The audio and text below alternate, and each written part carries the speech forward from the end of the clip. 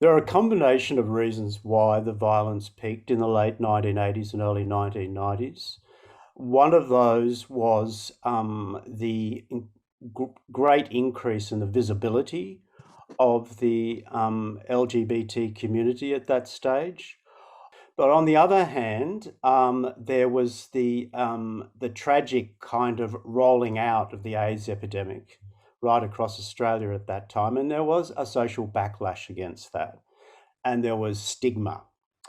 So we had this best of times and worst of times scenario unfolding, and accompanying all that was the an increase in street violence because young men who wanted to get into trouble and wanted to vent on gay men and prove their empty masculinity, if you like, would come to places like Oxford Street, and they knew where the beats were.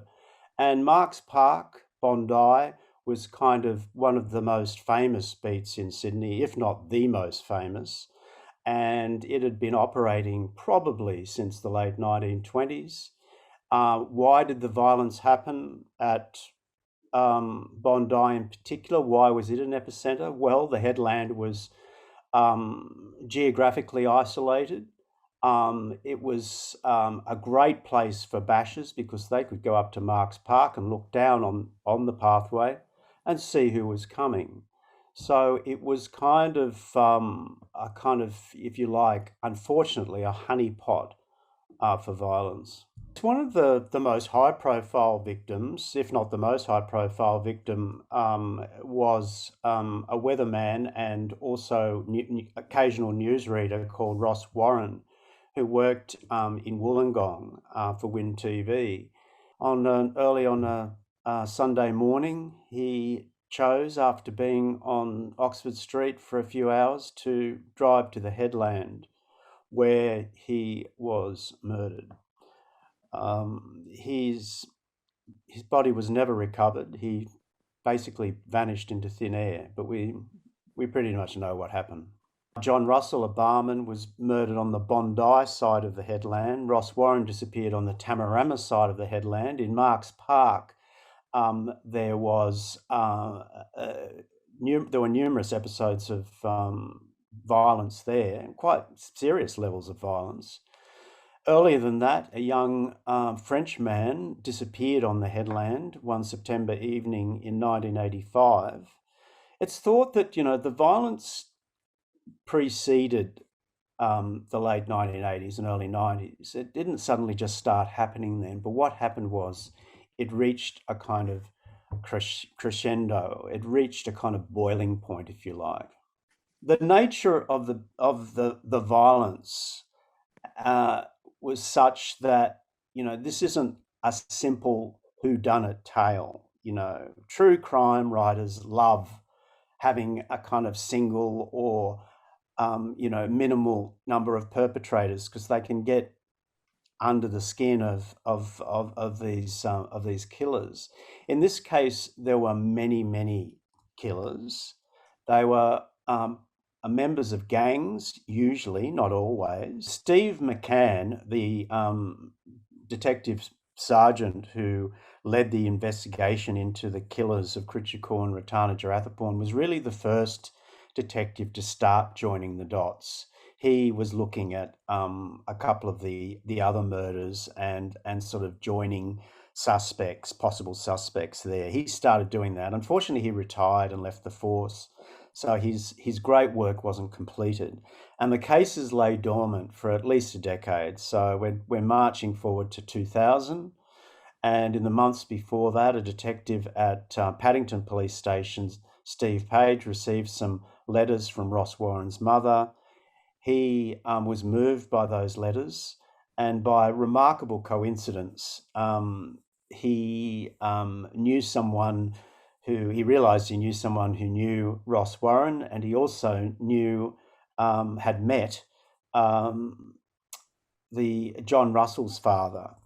So he kind of had these kind of personal links to the victims. It's not to say that he did the investigation because of that. It wasn't the case at all. They, in fact, emerged. He realised this after he was getting the case underway. But Steve was really the one who was the kind of engine room of the investigation, and more to the point, kept going with it. He didn't give it up. And even after he left the force, he's given very generously of his time with these murders and been for media time, and also just sort of using his contacts in the force to push things along, So we have a lot to be grateful for Steve. I've been curious about these murders for a very long time, and I went to the inquest in 2005. And as luck would have it, it was led by an incredibly dynamic and feisty woman called Jacqueline Millage, who delivers some pretty damning findings into the police investigations in the late 1980s and early 90s. And Jacqueline basically described those investigations, those first investigations, particularly by the Bondi police, as absolutely inadequate. Her findings were that, Rob Warren was more than likely killed, and that John Russell was more than likely killed as well. So these were incredibly credible watershed moments for the families. I guess you can't really understand what it feels like until you're actually in their position. But to have a loved one kind of dismissed by the police, well, not dismissed, but not awarded a proper investigation, and then for a detective years later to come along and really do an absolutely thorough investigation, which involved a number of detectives. He had a team working for him. And then for it to be picked up by Millage, who was kind of, really a top drawer coroner, and for her to sort of go into this and look at the cases, it was absolutely momentous for those people. Sure, they would have liked it to have obviously gone to trial and for some people to be locked away, but what they got was recognition that their loved ones had in fact been killed. The more you look into it, the more you are kind of shocked by the scale of the violence at that time, and that we kind of take things for granted a little bit now, and I don't think a lot of young people, when I say young people, young members of the LGBTQ community, really fully understand what was going on there. And when I look back, I mean, academically, I sort of remember reporting on it and writing a book. But when I sort of started revisiting it through the podcast and talking to more families and more victims of bashings and violence, I realized with a thud, just really the scale of it was really quite ugly and very frightening. We use these words, it was a scary time. It was a nasty time.